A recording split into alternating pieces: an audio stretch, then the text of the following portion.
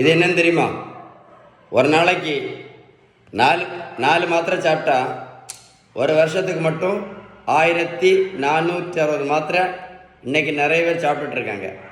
மருத்துவத்தோட standard புத்தகம் Harrison. இந்த புத்தகம் என்ன சொல்லுது அப்படின்னா, சுகர் மாத்திரை, ப்ரெஷர் மாத்திரை, கெட்ட கொலஸ்ட்ரால் மாத்திரை, ஃபேட்டி லிவருக்குள்ள மாத்திரை, பித்தப்பை கல்லுக்குள்ள மாத்திரை, பிசிஓடி அதுக்குள்ள மாத்திரை, இதெல்லாம் நீங்கள் நடத்தணும் அப்படின்னா ஒரே ஒரு வழி மட்டும்தான்.